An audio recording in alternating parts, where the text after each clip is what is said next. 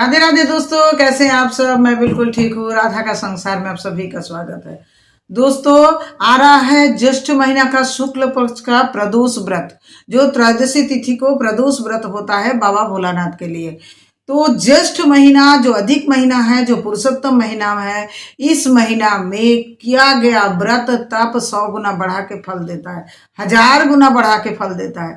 तो इस महीना में जितना भी व्रत त्योहार है, हम लोग को पूजा पाठ का लाभ उठा लेना चाहिए। इसीलिए आज मेरा ये वीडियो है कि ज्येष्ठ महीना की जो प्रदोष व्रत है वो कब है, किस विधि से करेंगे, क्या क्या शुभ संयोग बन रहा है, किस समय पूजा का शुभ मुहूर्त है, इस पूजा का व्रत कथा क्या है, सब विषय में। अगर आप एकादशी व्रत करते हैं तो आप एकादशी व्रत का पारण 28 तारीख को करेंगे, तो प्रदोष व्रत फिर कैसे करेंगे, क्या नियम है प्रदोष व्रत रखने का, ये सब कुछ भी बताया जाएगा इस वीडियो में। अंत तक देखते रहिए। चैनल को सब्सक्राइब कर लीजिए, लाइक शेयर कमेंट तो कर ही दीजिएगा। तो चलिए बताते हैं कि जो 28 तारीख को है पुरुषोत्तम मास का जेठ महीना का शुक्ल पक्ष का प्रदोष व्रत कब है। 28 मई को। 28 मई को भगवान शिव और भगवान विष्णु दोनों का अगर कृपा पाना है तो आपको प्रदोष व्रत का लाभ उठा लेना चाहिए। तो कैसे होता है प्रदोष व्रत ना। प्रदोष काल जिसको बोला जाता है, सूर्यास्त होता है उससे 1 घंटा पहले से 1 घंटा बाद तक समय को बोला जाता है प्रदोष काल। इस प्रदोष काल में आपको भगवान शिव की पूजा, आराधना, आरती, रुद्राभिषेक आपको सब कुछ करना है इस प्रदोष समय में, तो उसको बोला जाता है प्रदोष व्रत। अब आप प्रदोष व्रत कैसे रखेंगे, क्या क्या उसका शुभ समय है, तो चलिए बताते हैं कि 28 तारीख को जो प्रदोष व्रत का जो समय है वो सुबह में, मतलब त्रयोदशी तिथि शुरुआत हो रहा है 28 मई 2026 को सुबह 7:56 पर, और तिथि का समाप्ति होगा 29 मई को सुबह 9:50 तक। तो हम लोग प्रदोष व्रत का जो पूजा है बाबा भोलानाथ का, रुद्राभिषेक करते हैं या पूजन करते हैं, तो हम लोग शाम के समय प्रदोष काल में करते हैं, जो हम लोग को 28 तारीख को मिल रहा है। तो हम लोग को 28 तारीख को ही बाबा शिव का प्रदोष व्रत का हम लोग को कर लेना पड़ेगा, प्रदोष व्रत रखना पड़ेगा।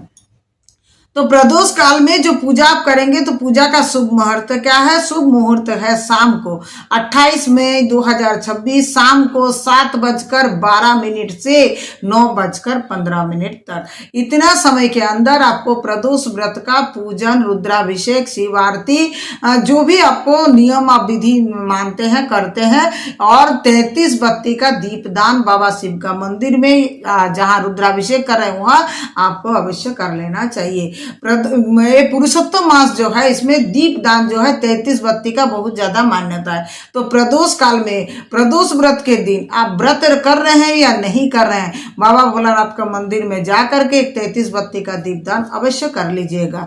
और आप व्रत कर रहे हैं तो चलिए बताते हैं कि व्रत का विधि क्या है। ये जो प्रदोष व्रत है 28 मई को, ये है गुरु प्रदोष व्रत, मतलब गुरुवार के दिन ये प्रदोष व्रत है, इसीलिए इसको गुरु प्रदोष व्रत बोला गया है। इसमें जो है जो प्रदोष व्रत का शुभ संयोग है, ज्ञान, धर्म और आध्यात्म लाभ में आपको अत्यंत शुभदायक होगा। ये पुरुषोत्तम मास का प्रदोष व्रत है, इसीलिए कई गुना ज्यादा फल देने वाला है।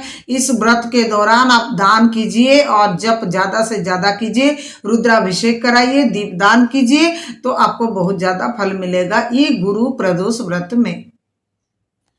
ये गुरु प्रदोष व्रत करने का जो पूजा विधि है सुबह से शुरू हो जाता है। प्रदोष व्रत जो एकादशी का व्रत के, उनका तो एकादशी का व्रत था, उनको तो कुछ कहना ही नहीं है, लेकिन जो केवल प्रदोष व्रत ही करते उनको बताते हैं 27 मई, जो कि है एकादशी का भी व्रत। 27 मई के दिन आपको शुद्ध सात्विक भोजन ग्रहण करना है बिना प्याज लहसुन का।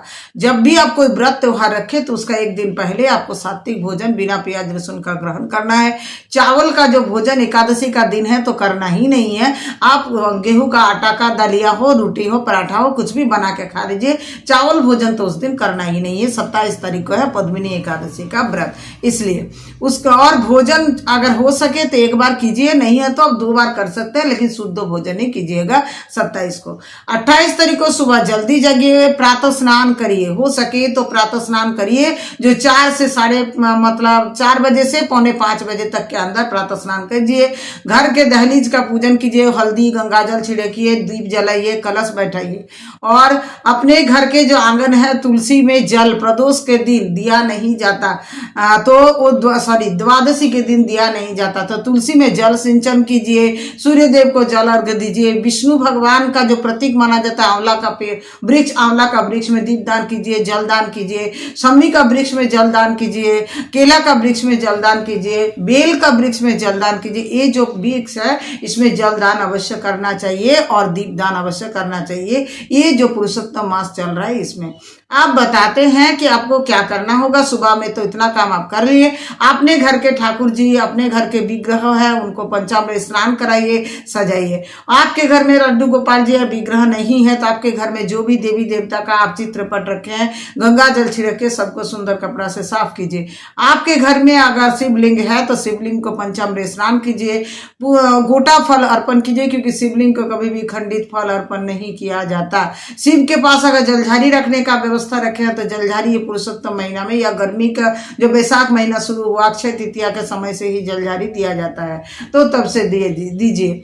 और उसके बाद आपको क्या करना है, आप अगर मंदिर जाके प्रदोष व्रत का पूजन करते हैं तो आपको सुबह में भी एक बार मंदिर जाके शिव जी का पंचामृत स्नान करा के आना चाहिए, और शाम के समय जा करके, क्योंकि प्रदोष पूजा शाम के समय ही होता है, जिसका शुभ समय हम पहले भी बता दिए कि शाम को 7:12 से 9:09 कुछ मिनट तक आपको है। अब आपको प्रदोष के समय पूजन करना है, लेकिन सुबह का पूजन भी आपको करना है। अब अगर व्रत करते हैं पूरी तो पूरा मतलब निर्जल ही करना चाहिए। प्रदोष व्रत नहीं रह सकते हैं तो आप फल का जूस, दही का शरबत, ठंडा शरबत ये सब लेकर के भी रह सकते हैं। ये भी नहीं रह सकते तो सामान्य फलाहार ग्रहण करके कीजिए, वो भी नहीं कर सकते तो आप मीठा भोजन करके भी शाम के समय प्रदोष व्रत रख सकते हैं। लेकिन आपको शुद्ध मीठा भोजन, चावल नहीं ग्रहण नहीं करना है, मतलब आटा का ही बना के आप ग्रहण करके भी प्रदोष व्रत कर सकते हैं। क्योंकि बहुत कोई नहीं कर पाएंगे, एकादशी व्रत 27 को रखेंगे, उसके बाद 28 को फिर प्रदोष व्रत रखेंगे, तो उतना संभव शरीर से नहीं हो पाता है, और ये है भीषण गर्मी का दिन। तो मेरा मानना ये है जैसे हम करेंगे, हम सोचे हैं तो हमको जूस और जो है शरबत ये सब हमको लेना है, लेके हम प्रदोष व्रत रखेंगे। कि जल तो नहीं लिया जाता लेकिन निर्जल रहना संभव नहीं है, क्योंकि हम जो एकादशी व्रत करते हैं केवल जल पर ही करते हैं, तो मेरा शरीर उतना नहीं चलता है, तो हमको जल शरबत लेना पड़ेगा। शरीर जितना साथ देता है उतना ही करना चाहिए। आप ज्यादा व्रत उपवास पूजा करते जाइए और आपका तबीयत खराब हो जाए, ये तो उचित नहीं है ना, तो ये आपको मानना जरूरी है। उसके बाद आपको जो है पुरोहित बुला के आप अगर रुद्राभिषेक करते हैं तो पुरोहित सारा विधि नियम से आपको रुद्राभिषेक कराएंगे। और पार्वती माता को आप श्रृंगार का सामान उस दिन जरूर भेंट दीजिएगा, क्योंकि उसमें शिव पार्वती का एक साथ पूजा होता है, तो पार्वती माता को श्रृंगार भेंट अवश्य करना है।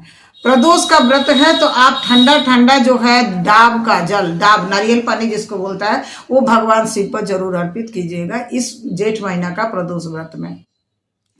फूल माला और उसके बाद तुलसी मंजूरी, सम्मी का पत्र, बेल का पत्र, धुतुरा फूल, आकड़ा का फूल, आकड़ा का पत्र, भांग, ये सब चीज बाबा शिव को जरूर अर्पण करना चाहिए। बाबा शिव को पीला चंदन अर्पण कीजिए। बाबा शिव को पीला अक्षत नहीं दिया जाता तो सफेद जो अक्षत है वही अर्पण कीजिए। बाबा शिव को जो है भस्म अर्पण कीजिए, क्योंकि ज्यादा बाबा शिव को ज्यादा पसंद है। दूध ज्यादा से ज्यादा अर्पण कीजिए, गंगा जल अर्पण कीजिए। बाबा शिव माथा पर गंगा है तो गंगा जल जरूर अर्पण कीजिए। ये सारा विधि नियम आप एक के बाद एक, पहले दूध, फिर दही, फिर जो है मधु, दूध, दही, घी, मधु, शर्करा, पंचामृत में ऐसे अर्पण किया जाता है। गंगा जल, उसके बाद शुद्ध जल, नारियल पानी, ये सब धीरे धीरे आप अर्पण कीजिए। आप बाबा शिव पर जो फल चढ़ाएंगे वो गोटा फल ही चढ़ाइए, खंडित नहीं देना है। भोग लगा सकते हैं बाबा शिव को प्रदोष व्रत के दिन, खीर का भोग आप लगा सकते हैं। आप जो है चावल का खीर बना के भोग लगा के आप उसको ग्रहण कर सकते हैं पूजा के बाद। आप मखाना का खीर भी अगर फलाहारी करके करते हैं तो मखाना का खीर बनाए, साबूदाना का खीर बनाइए, ये भी आप भोग में अर्पण कर सकते हैं। तो ये था एकदम आसान सा प्रदोष व्रत का नियम। अगर आप खुद से घर में पूजा कर रहे हैं तो आप कर लीजिए। ये सब कर लेने पर आपको प्रदोष व्रत का जो पूजन है पूर्ण हो जाएगा। और ये प्रदोष व्रत में बाबा शिव का जो आरती है उसके बाद आपको आरती करना है, तो उसमें आप आरती में षोडोपचार आरती कर सकते हैं, षोडोपचार पूजा कर सकते हैं, पंचोपचार पूजा कर सकते हैं। आरती कीजिए और आरती में 5 आरती आपको अवश्य गाना है। गणेश जी का आरती, शिव जी का आरती, दुर्गा जी का आरती, विष्णु जी का आरती तो अवश्य, क्योंकि ये अधिक महीना पुरुषोत्तम महीना चल रहा है तो विष्णु जी का पूजन और विष्णु जी का आरती आपको जरूर से जरूर करना है, और लक्ष्मी मैया का आरती। इस सब करने के बाद आपका प्रदोष व्रत का पूजन संपूर्ण हो जाएगा। इतना विधि से आपको करना है। उसके बाद आता है प्रदोष व्रत की कथा। तो कथा हम अगला वीडियो में सुनते हैं, क्योंकि वीडियो हो जाएगा ज्यादा लंबा वीडियो लोग देखता नहीं है। तो अगला वीडियो में आएगा प्रदोष व्रत में आपको कौन सा कथा कहना है। राधे राधे। तब तक के लिए आप लोगों को खुश रहिए, प्रसन्न रहिए, आनंदित रहिए, और ऐसे जेठ महीना का, पुरुषोत्तम महीना का सभी व्रतों का लाभ उठाइए। राधे राधे।